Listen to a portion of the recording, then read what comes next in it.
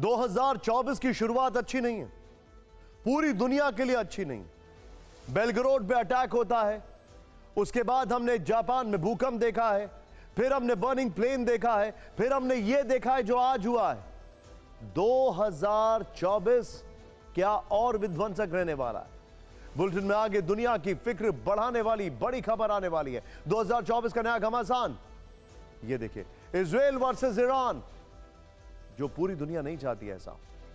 रूस यूक्रेन युद्ध के साथ नए साल के पर लाल सागर में बारूदी बवंडर भड़क उठ चुका है। हम इसी शो में आपको लगातार बता रहे हैं कि पिछले 2 महीने से सुलग रहे लाल सागर में परमाणु सुनामी की आशंका बढ़ती जा रही है। हम ऐसा क्यों कह रहे हैं? यमन के विद्रोही संगठन हूती ने पश्चिमी देशों से सीधी जंग का ऐलान किया। जवाब में अमेरिका ने विनाशकारी तैयारी रखी। इस बीच ईरान ने भी लाल सागर में अमेरिका की घेराबंदी कर दी है। ईरान ने रेड सी में अपना विध्वंसक युद्धपोत एल्बोर्स उतार दिया, यानी लाल सागर से महाविध्वंसक रण शुरू होने की आशंका है, जिसमें एक तरफ हूती और ईरान होंगे, दूसरी तरफ अमेरिका और नेटो होंगे। अब यहां सवाल है कि ईरान ने ऐसा क्यों किया? उसे समंदर में अपने जंगी जहाज को उतारने की जरूरत क्यों पड़ गई? मिडल ईस्ट में हिजबुल्लाह की तरह हूती भी ईरान का मोहरा है। बड़ी खबर, जिस पर लाल सागर में अमेरिका लगातार प्रहार कर रहा है। पीछे स्काई दिखा, ऐसा कहा जा रहा है कि ईरान की हूती विद्रोहियों को बचाने की कोशिश है और इसी प्लान के तहत उसने अपनी वॉरशिप को रेड सी में तैनात किया।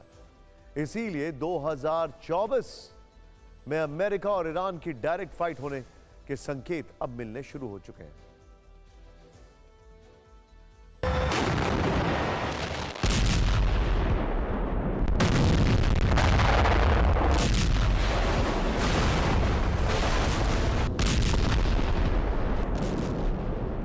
गाजा में जारी भीषण युद्ध के कारण दुनिया के सबसे प्रमुख जलमार्गों में एक लाल सागर में जबरदस्त तनाव है।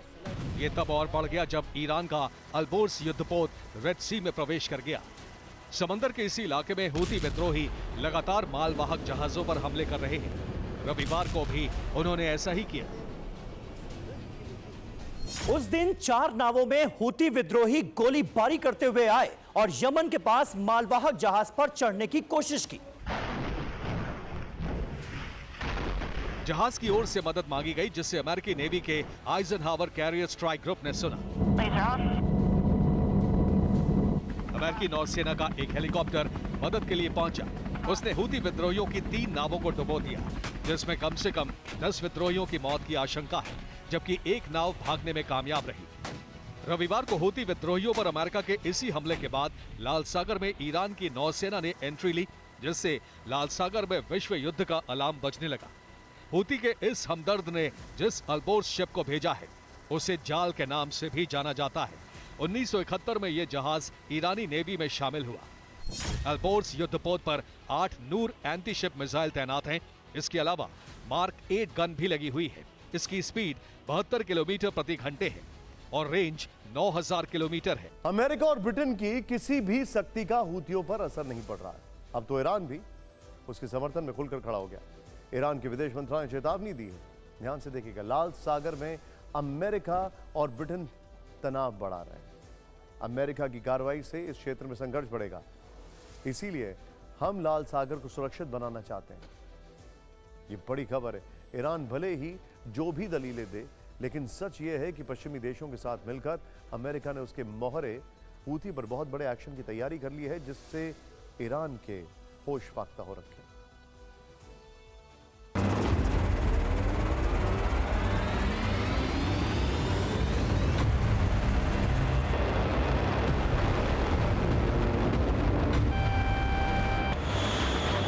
लाल सागर में अमेरिका ने विध्वंसक हथियारों की तैनाती बढ़ा दी है। इस बार हूती पर विनाशकारी मिसाइलों से हमले की तैयारी है। हूती के खात्मे के लिए अमेरिका ने SM-6 missile, Arleigh Burke class guided missile, Sparrow missile और एंटी शिप क्रूज मिसाइल तैनात की है। खतरे की घंटी तब बजी जब अमेरिका ने अचानक अपने विध्वंसक युद्धपोत USS जेराल्ड को वापस बुलाने का ऐलान किया। भूमध्य सागर में तैनात ये जंगी जहाज अब अपने नए मिशन पर रवाना होगा। अमेरिका की इसी रणनीति के बाद ईरान के कान खड़े हुए और उसने तुरंत अपना युद्धपोत लाल सागर में भेज दिया। हालांकि पेंटागन ने अभी ये नहीं बताया है कि यूएसएस जेराल्ड का अगला मिशन क्या होने वाला है। लेकिन सवाल ये उठ रहे हैं कि क्या लाल सागर में यूएसएस जेराल्ड की तैनाती होगी? क्या ईरान हूती विद्रोहियों के खिलाफ यूएसएस जेराल्ड मोर्चा संभालेगा? ईरान इसलिए भी डरा हुआ है क्योंकि अमेरिका के अलावा ब्रिटेन के युद्धपोत भी लाल सागर में डेरा डाले हुए हैं। वहां के रक्षा मंत्री ग्रांट शैप्स ने कहा कि लाल सागर में हालात गंभीर हैं। हूती के हमलों से ब्रिटेन पर भी असर पड़ रहा है। ब्रिटेन ने सीधे तौर पर संकेत दिया है कि वो भी हूती विद्रोहियों को सबक सिखाएगा। जिस तरह से अमेरिका के नेतृत्व में बारूद बरसाने की तैयारी की जा रही है, उससे यमन पर भी हमले की बड़ी आशंका है।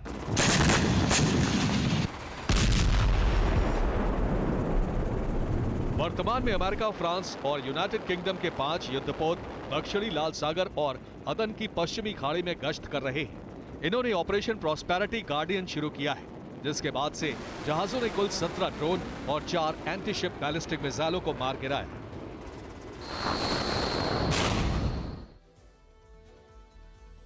उन्नीस अक्टूबर से अब तक हूती ने अंतर्राष्ट्रीय शिपिंग पर लगभग 2 दर्जन हमले किए हैं। सवाल है कि ईरान जिस तरह से लाल सागर की जंग में कूद पड़ा है, अब आगे क्या होगा? अमेरिका और ईरान के बीच तनाव बढ़ेगा। दोनों के बीच तनाव बढ़ने से दुनिया 2 भागों में बटेगी। अमेरिका के साथ पश्चिमी देश और नेटो होंगे, तो वहीं ईरान को रूस, चीन और मुस्लिम देशों का समर्थन मिलेगा। एक बड़ा सवाल, ध्यान से देखिएगा, ये आखिर क्या वजह है कि अंसरुल्लाह के रिप्रेजेंटेटिव्स, बल्कि हूती के रिप्रेजेंटेटिव्स अगर मैं कहूं तो, वो चीफ मीडिएटर ईरान में जाकर मुलाकात करते हैं और उसी के बाद ईरान फैसला करता है अपने युद्धपोत को उतारने का। कुछ तो पक रहा है पर्दे के पीछे, समंदर के नीचे। सिर्फ अमेरिका वर्सेस ईरान नहीं, इजराइल वर्सेस ईरान भी 2024 में दुनिया देख सकती है, क्योंकि ईरान ने इजरायली स्ट्राइक में मारे गए कमांडर सैयद रजी मुसावी का बदला लेने की ठान ली है। ईरानी विदेश मंत्री ने धमकी दी है कि ईरान मुसावी का बदला जरूर लेगा, सही समय पर लेगा और सही जगह पर लेगा। ईरान की धमकी के बीच इजरायल डिफेंस फोर्सेस ने दक्षिण गाजा में नए इलाकों में मूवमेंट शुरू कर दी है। दक्षिण गाजा में 100 से ज्यादा टनल तबाह करने का दावा है। गाजा से लेकर वेस्ट बैंक तक बीते 24 घंटे में जमकर हमले और तबाही हुई है। इजरायल के हमलों में 24 घंटे के अंदर 200 से ज्यादा फिलिस्तीनी मारे गए।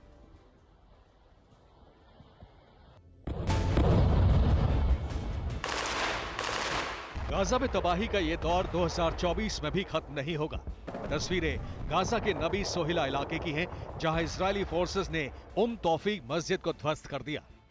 अलग अलग एंगल से मस्जिद को तबाह करने के वीडियो सामने आए हैं। आईडीएफ ने मस्जिद को लेकर दावा किया कि यहां कॉम्बैट कंपाउंड था। बिल्डिंग में शाफ्ट और हथियार मिलने का भी दावा किया गया। इजरायली आर्मी ने दक्षिणी गाजा में मूवमेंट तेज कर दी है। यहां राफा में भीषण बमबारी की गई, जिसमें 15 फिलिस्तीनियों के मारे जाने का दावा है। बेत लाहिया इलाके में भी एक स्कूल की इमारत को जमींदोज किया गया। यहां हमास की टनल होने की आशंका थी। 2024 के शुरू होते ही आईडीएफ के ग्राउंड ऑपरेशन में भी तेजी आई है। मरकावा टैंक से हमास के कई ठिकानों को नेस्तनाबूद किया गया। उधर फिलिस्तीन इस्लामिक जिहाद ने वीडियो जारी कर गाजा में आईडीएफ की कमांड एंड कंट्रोल पोजीशन नष्ट करने का दावा किया है। गाजा के साथ वेस्ट बैंक भी विध्वंस का रण क्षेत्र बना हुआ है। यहां कलकिलिया इलाके में इजरायली सैनिकों और फिलिस्तीनी लड़ाकों के बीच जमकर झड़प हुई है। सड़कों पर आगजनी और पथराव के वीडियो सामने आए हैं। जेनिन का इलाका भी फिलिस्तीनी समर्थकों और आईडीएफ के बीच गोलीबारी से गूंज रहा है। रात के अंधेरे में आईडीएफ के काफिले को टकराव का सामना करना पड़ा है।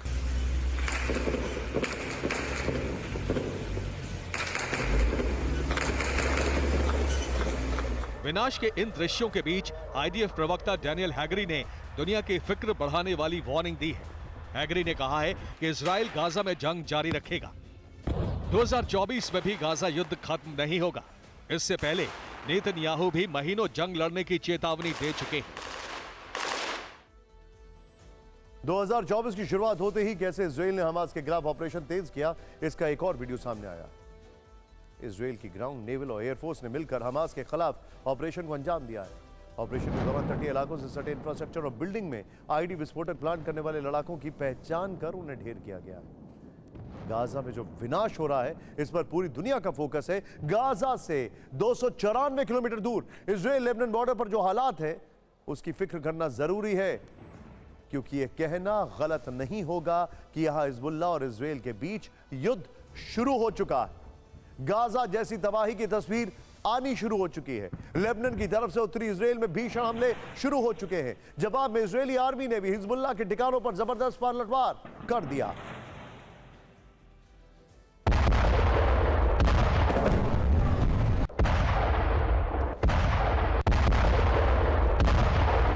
विध्वंस, विनाश और बर्बादी की ये तस्वीरें गाजा की नहीं है। गाजा के साथ लेबनान बॉर्डर पर भी इजराइल और हिजबुल्लाह के बीच भीषण जंग जारी है। इजराइल हिजबुल्लाह ने अब तक भले ही एक दूसरे के खिलाफ जंग का आधिकारिक ऐलान नहीं किया, लेकिन तस्वीरें बताने के लिए काफी हैं कि यहां दोनों के बीच अघोषित युद्ध चल रहा है, क्योंकि यहां का मंजर भी गाजा से कम भयानक नहीं है। हिजबुल्लाह की तरफ से उत्तरी इजराइल में भीषण हमले किए गए हैं। गैलिली इलाके में हिजबुल्लाह की तरफ से रॉकेट दागे गए हैं। हिजबुल्लाह के हमलों के बाद गैलिली के कई हिस्सों में इमारतें आग की चपेट में आ गई हैं। रात के अंधेरे में गैलिली हिजबुल्लाह के हमलों से दहला है। हिजबुल्लाह के हमलों के खिलाफ इजराइल ने भी जबरदस्त पलटवार किया है। तस्वीरें इसकी तस्दीक कर रही हैं। इजराइल की तरफ से हिजबुल्लाह के कई ठिकानों पर बम बरसाए गए हैं। आईडीएफ की बमबारी में हिजबुल्लाह के कई ठिकाने तबाह हुए हैं। हम ऐसा क्यों कह रहे हैं कि इजराइल और हिजबुल्लाह के बीच अघोषित युद्ध चल रहा है? ये तस्वीरें इसकी तस्दीक करती हैं। ये तस्वीर बताती है कि इजराइल हिजबुल्लाह के युद्ध का दायरा कितना बढ़ चुका है। हिजबुल्लाह ने पहली बार कबूल किया है कि इजराइल के साथ जारी हमलों में उसके 134 से ज्यादा लड़ाके मारे गए हैं। हिजबुल्लाह ने मारे गए सभी 134 लड़ाकों की तस्वीर भी जारी की है।